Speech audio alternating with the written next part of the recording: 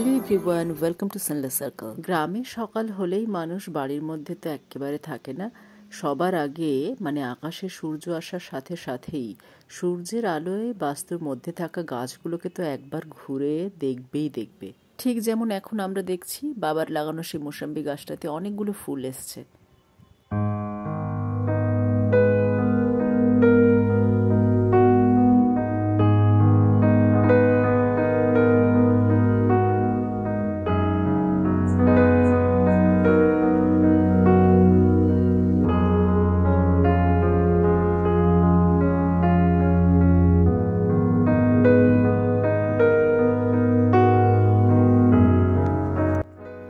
সেই যে মনে আছে মামার বাড়ি থেকে কিছু ফুল গাছ এসেছিল, গাঁদা ফুলের চারা, ওগুলো তো বাবা সব লাইন করে লাগিয়ে দিয়েছিল। সেগুলোর প্রায় সবকটি গাছেই দেখো দুটো চারটে করে ফুল এসেই গেছে।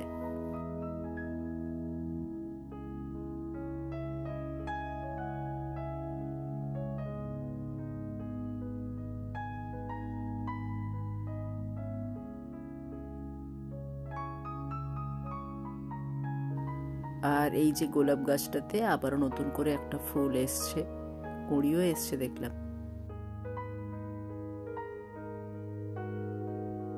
বাকি গোলাপ চারাগুলোর কাছে তোমাদের নিয়ে যাই চলো।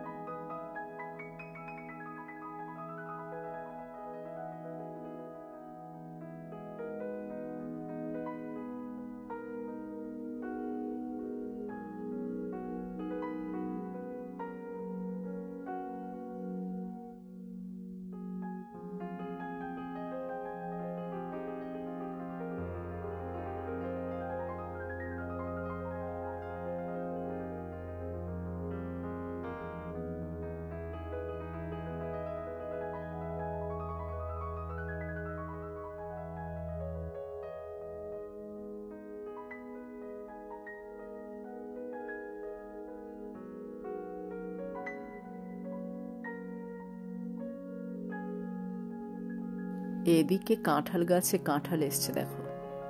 যদিও এগুলো এখন ভীষণই ছোট, এক একটা এঁচড়ের সাইজে এসছে, আর তা না হলে সব কটাই খুবই ছোট। এগুলোর মধ্যে কটা যে থাকবে আর কটা যে খসে পড়ে যাবে তার কোনো ঠিক নাই। তারের ওপর বসে থাকা পাখিগুলো দেখতে দেখতে আবারও হাঁটা দিলাম অমিয়র বাগানে। সেখানে গিয়ে দেখি নতুন করে আবারও একটা স্পাইডার ফ্লাওয়ারের চারা তারা লাগিয়েছে। আগে ছিল অনেকগুলো, সেগুলো জ্বরের চাপে নষ্ট হয়ে যাওয়াতে আবার নতুন করে লাগিয়েছে।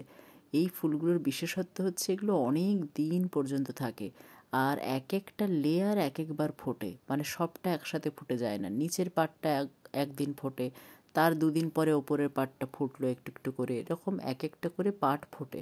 সেই কারণে পুরো ফুলটা একসাথে ফোটে না, তাই একসাথে শুকিয়ে যাওয়ারও কোনো সম্ভাবনা নেই। এই জন্যই ফুলগুলো অনেক দিন গাছে থাকে। বর্ণালী এদিকে ভীষণ ব্যস্ত, সন্ধ্যের চায়ের জন্য তুলসী পাতা তুলে রাখা হচ্ছে। তার পাশে দেখলাম ছোট ছোট সবে লাল শাক বেরোচ্ছে দেখো, লাল শাকের একটা তলা ফেলা হয়েছে ছোট্ট জায়গার ওপর। লাল শাকের দানা যখন ছড়ানো হয়েছিল তার ওপর খড় মেরে রাখা হয়েছিল যাতে ওই দানাগুলো গরম পায়, আর এখন দেখো সেই দানাগুলো থেকে ছোট ছোট লাল শাকের গাছ একদম মাথা ঠেলে উঠেছে খড়ের ওপর।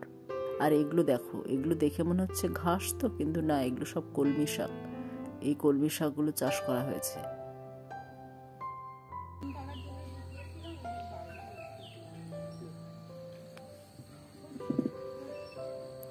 ভালোবাসার মাস চলছে, তাই চারিদিকে ভালোবাসা ভালোবাসার ভালোবাসা। সেই ভালোবাসাকে অমর করে রাখতে বর্ণালী আর অমিয়র বাড়িতেও নতুন দুটো গোলাপের চারা এসছে।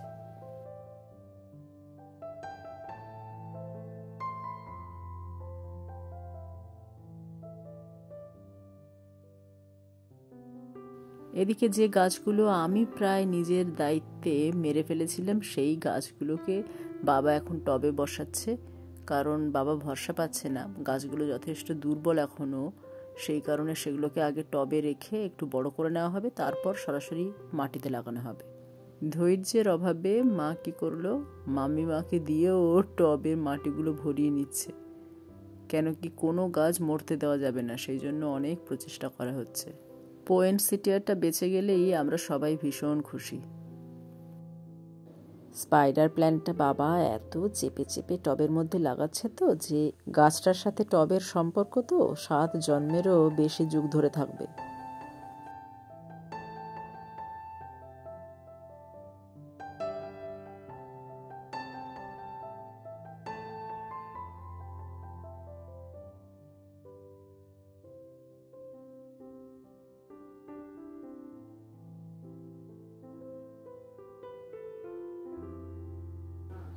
এই যে আমার কুকর্মের নিদর্শন, এক গাদা রসুনকে প্যাকেটে বেঁধে পচিয়ে ফেলেছি প্রায়। দোকান থেকে কেনার পর সেটা ব্যাগের মধ্যেই থেকে গেছিল, সেটা বের করে আর খুলে রাখাই হয়নি, আর ভেতরে সে পুরো পচে কি অবস্থা হয়ে গেছে। সুমিদিকে দেখালাম, সুমিদি বলল দাঁড়া, এগুলোর তো কিছু কিছু দেখছি অঙ্কুরিত হয়ে গেছে আর কি, গাছ বেরিয়ে গেছে রসুনের, তো মাটি যতক্ষণ আছে লাগিয়ে দেওয়া যাক, যদি হয় হবে। সেই জন্য সুবিধি কিছু কিছু অঙ্কুরিত রসুনের কোয়াগুলোকে মাটিতে আপাতত লাগিয়ে দিচ্ছে। দেখা যাক, এই জায়গায় তো প্রতিদিনই আমরা জল দিয়ে থাকি লঙ্কা গাছটাতে, তো তার তলাতেই লাগানো হচ্ছে। যদি জল পেয়ে আর রোদ পেয়ে আর মাটি পেয়ে যদি 2-4টে গাছ হয়তো হবে।